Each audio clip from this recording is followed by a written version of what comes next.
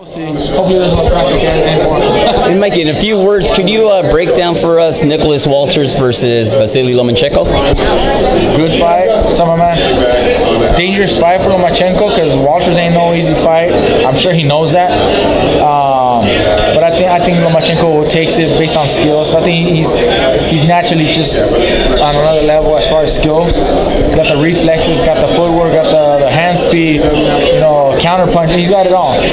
But you can't count Walters out because Walters is strong, dangerous, height, reach, naturally bigger than Lomachenko. So, you think that inactivity could hurt him though? If he's been in the gym, it shouldn't be a big factor.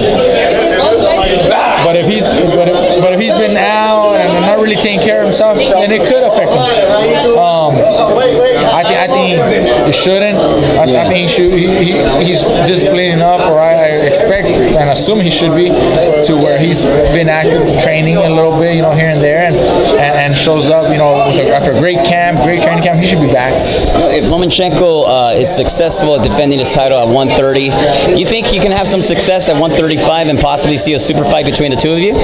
There could be some good fights at 135, whether with me or somebody else. But the size may not be the best. Cause he's not big. He's a little small.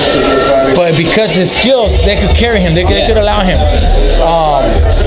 If I'm still there and he happens to move up, and that's a fight that interests people on networks and promoters get involved and are willing to do it, then let's do it. I mean, that's what it's about. Finding out who the best fighter is, and when a newcomer comes and is deemed worthy, and then you fight each other.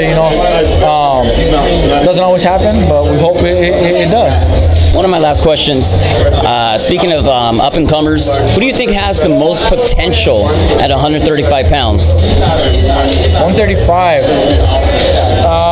Depending on how deep in their careers they are.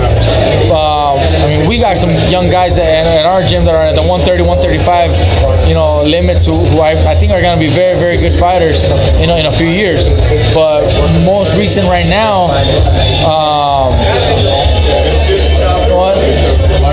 I haven't seen someone that stands out that much. I'm sure there's other kids out there, there's other guys out there, but right now the ones that are champions are the ones that are really holding the reins, and nobody wants to let go.